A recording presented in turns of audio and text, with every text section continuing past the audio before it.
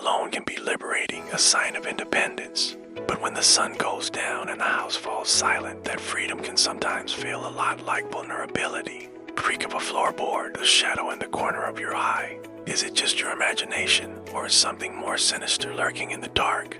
Tonight, we're diving into 5 chilling true stories from women who discovered the terrifying reality of being home alone after dark. These accounts are a stark reminder that sometimes the real monsters aren't in the movies. They're on the other side of your door.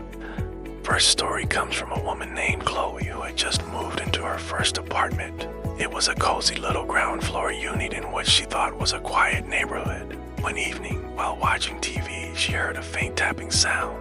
At first, she dismissed it as a tree branch against the window, but the tapping continued, rhythmic and deliberate. It wasn't coming from the window, it was coming from the wall behind her couch. Annoyed, she paused her show and listened. Tap, tap, tap. It was slow, methodical. She tried to rationalize it, maybe it was the pipes or the neighbors. But her apartment shared no walls with anyone on that side. As the minutes stretched on, a sense of dread washed over her. She got up, her heart pounding, and pressed her ear against the cold drywall. The tapping stopped, silence. Then a low, guttural whisper from the other side, so close it felt like it was in her ear. "I know you lay in there." Chloe froze, every muscle in her body screaming to run. She didn't make a sound. She backed away slowly, grabbed her keys and phone, and sprinted out of her apartment to her car, not stopping until she reached her parents' house an hour away. The police later investigated but found no signs of forced entry. They suggested it might have been a prank, but Chloe never spent another night in that apartment. She couldn't shake the feeling that whatever was on the other side of that wall was still waiting. Next, we have a story from a college student named Maya. She was house sitting for a professor in a large old house on the outskirts of town. First few nights were uneventful, almost boring.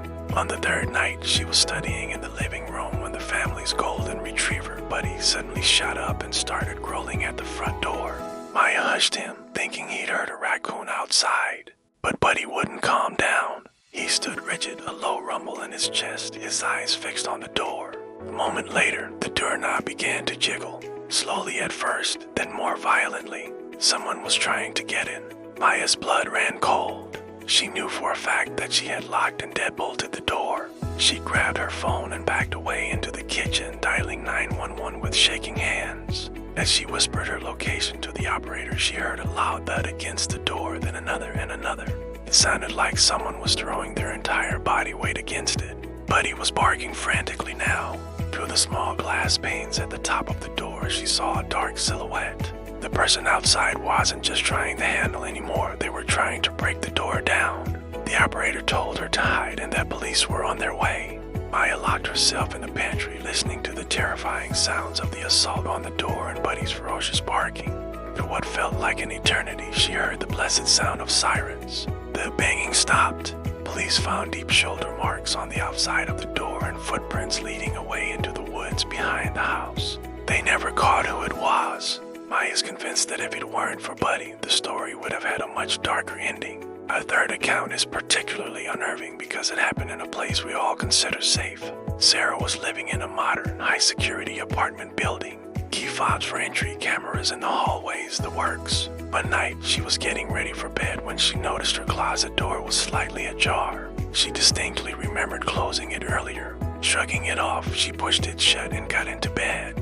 A little while later, she was drifting off to sleep when she heard a soft click. Her eyes snapped open.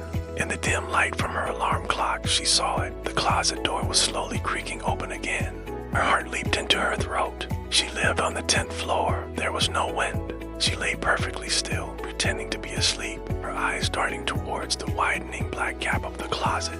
She couldn't see anything inside, just pure darkness.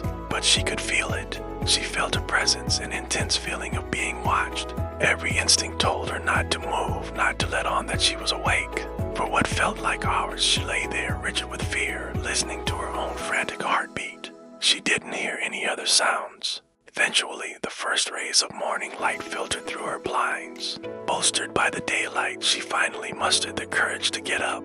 She threw open the closet door, ready for anything. It was empty, but at the back of the closet, tucked behind her winter coats, she found a small, hand-carved wooden bird. It wasn't hers. had never seen it before in her life. She called building security, who reviewed the camera footage. They found nothing. No one had entered or left her apartment. To this day, Sarah has no explanation for how the bird got there or who was in her closet that night. She moved out a week later. This fourth story comes from a Reddit user, and it's a chilling reminder to always trust your gut. Woman we'll call Jessica was home alone one rainy evening, browsing on her laptop. Her cat, who was usually very cuddly, suddenly became agitated, staring intently at the sliding glass door that led to her small, fenced-in backyard. Jessica glanced over but saw nothing but rain-streaked glass. A few minutes later, her phone rang. It was an unknown number. She ignored it. It rang again immediately. Annoyed, she answered, "Hello." There was only silence on the other end, but she could hear what sounded like faint dripping water. She said hello again, and a man's voice, distorted and raspy, whispered, "I like the color of your walls." Then he hung up. Jessica was terrified. Her walls were a very specific shade of sage green. How could anyone know that unless they were looking inside? She dropped the phone and ran to the window, peering out into the dark, rainy yard. At first, she saw nothing. Then a flash of lightning illuminated the entire yard for a split second, and in that second, she saw him. A tall man in a dark raincoat was standing right outside her sliding glass door, his face pressed against the glass, a cell phone to his ear. He was just standing there, watching her. She screamed and scrambled away from the window, grabbing her keys and her cat and running out the front door to her car. She called the police from a gas station down the road. When they arrived, the man was gone. All they found was a single, muddy footprint on her patio right where he had been standing.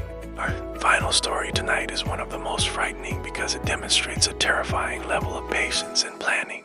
A woman named Emily had lived in her suburban house for 2 years. One night, she was awakened by a strange beeping sound coming from downstairs. It was the low battery chirp of a smoke detector. Annoyed, she went downstairs to deal with it. But as she reached the bottom of the stairs, she realized the chirping wasn't coming from any of her smoke detectors. It seemed to be coming from underneath the floor. Confused and a little spooked, she tried to pinpoint the source. The sound led her to a small crawl-space access door in the laundry room, part of the house she never used. The beeping was definitely coming from in there. Hesitantly, she pulled open the small door and peered into the dusty darkness. The sound was louder now. Using her phone's flashlight, she scanned the space, and then she saw it. Tucked away in a far corner was a small pile of blankets, a few empty water bottles, and a portable alarm clock. The clock was the source of the beeping. Someone had been living in her crawl space. Her blood turned to ice. How long had they been there? Days, weeks? Listening to her every move, waiting for what? She slammed the crawl space door shut, ran outside, and called 911. The police came and cleared the space. The person was gone, but they had left behind evidence of their long-term stay. Emily realized with horror that the soft rustling sounds and strange drafts she deep-been dismissing for months weren't just a house settling. It was someone else living secretly right beneath her feet. These stories are a chilling reminder to always be aware of your surroundings, to trust your instincts, and to never assume you're completely safe even in your own home. Thank you for watching. Stay safe and don't forget to lock your doors. Follow for more true scary stories.